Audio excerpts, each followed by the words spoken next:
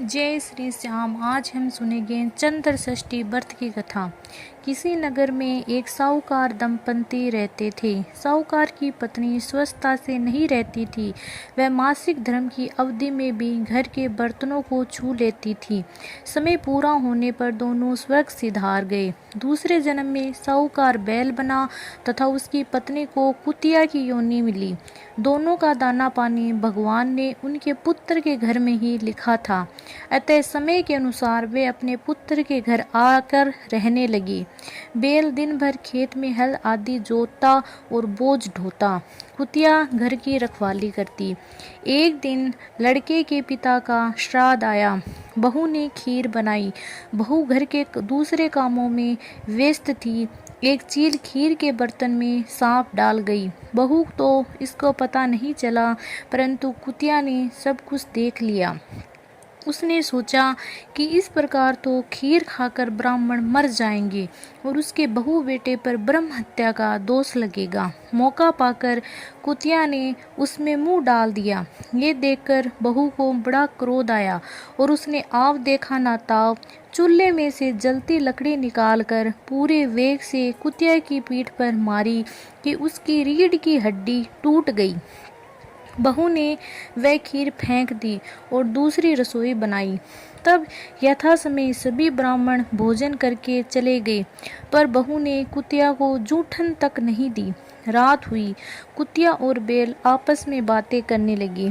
कुतिया ने बैल से कहा, आज तो तुम्हारा श्राद्ध था, तुम्हें तो खूब खाने को मिला होगा, मुझे तो आज कुछ भी नहीं मिला। क्यों? बैल ने पूछा। आज बहू ने खीर बनाई थी, उस खीर के बर्तन में एक चील सांप डाल गई। मैं ये सब देख रही थी। बहू को इसके बारे में पता नहीं था। मैंने बहू की उपस्थिति में खीर में मुंह डाल दिया ताकि हमारे बच्चे ब्रह्म हत्या से बच सके। बस बहू ने गुस्से में आकर मुझे जलती हुई लकड़ी से मारा। मेरी तो कमर ही टूट गई। मुझे खाने को भी कुछ नहीं दिया।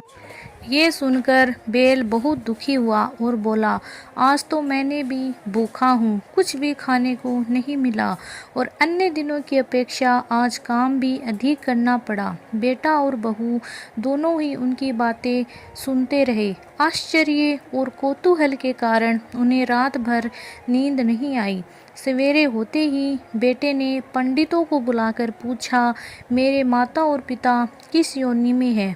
पंडितों ने बताया, आपके पिता बैल की योनि में है और माँ कुतिया की योनि में है।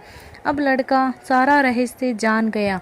उसने अपने माता पिता को भरपेट भोजन कराया और पंडितों से उनके इस योनि से छूटने का उपाय पूछा। पंडितों ने सलाह दी, भादवावदी छठ के दिन कुंवारी कन्याएं चंद्र षष्ठी का व्रत करती है और कथा सुनकर रात के समय चंद्रमा को अर्घ देती है। जब वे चंद्रमा को अर्घ देने लगे तब उन दोनों को अर्घ के नीचे खड़ा कर देना, उनकी योनियां छूट जाएगी। तुम्हारी माँ मासिक धर्म में सब बर्तन छूती थी, इसी दोष से उन्हें ये योनि मिली।